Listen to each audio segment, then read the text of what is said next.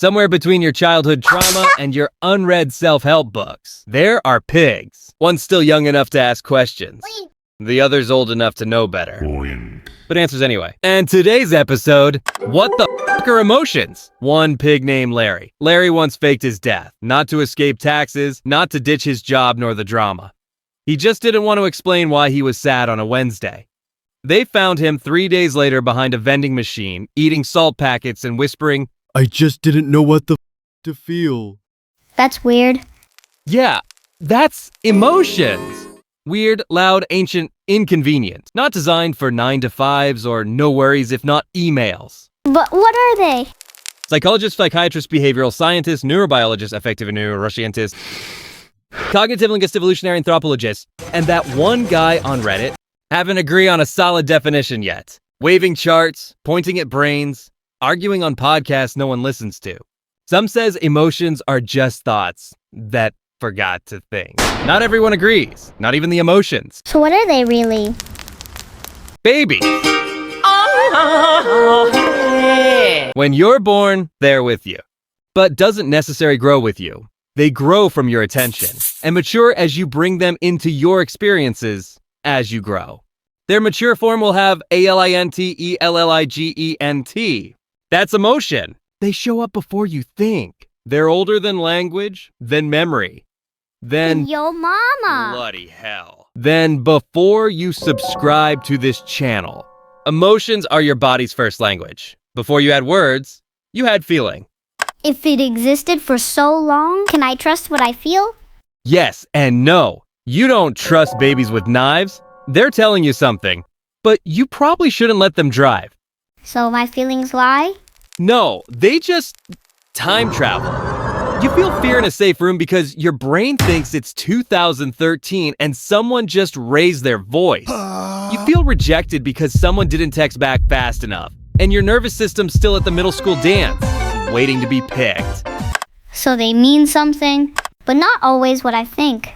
Exactly. Emotions are real, but not always current. They're like old alarms going off in a new house. So what do I do when I feel something? Treat it like a text from your ex. Read it. Feel it. Don't reply right away. Even the big feelings? Especially those. Anger doesn't always mean someone's wronged you. Sometimes it just means you're hungry. So I can trust it? Trust it like a drunk friend. It might say some true stuff, but don't give it your wallet or let it text your boss. Feelings aren't facts. They're invitations. You decide if you want to show up. Wow. Do feelings talk to each other? Oh yes, more than just talk. Look back at Larry. Remember how he faked his death? Yeah. Turns out he wasn't just sad. He was ashamed of being sad. He felt guilty for feeling tired, angry that no one noticed, then sad again that he was angry. He was basically in a group chat of emotions he couldn't mute. That sounds horrible. It is. Just like most people argue thinking it's about the thing, but it's never about the thing. People don't always want resolution. Quieren que sus sentimientos sean traducidos, subtitulados y validados. The argument is a very brutal stage. So all feelings talk? Yes, they pile on. They interrupt. And if you don't learn to name them, they'll name you.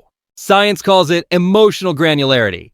The better you are at recognizing your blended mess of feelings, the less likely you'll ruin your day or life. If so, am I weird if I laugh when I'm upset?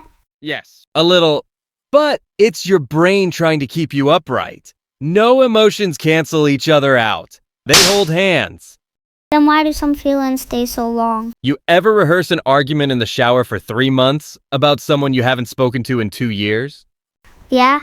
Exactly. That feeling didn't just overstay.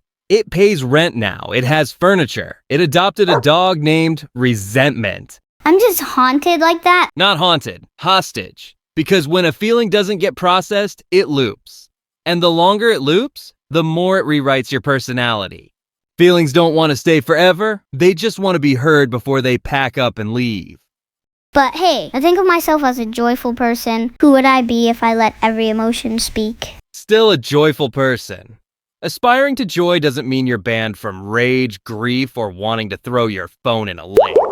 It just means joy's the compass, not the emotional dress code.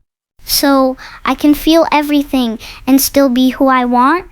Now you're getting smarter. If you let every emotion speak, you won't scare people off, but you will surely scare the wrong ones out. And that is a blessing. Wow, wise words.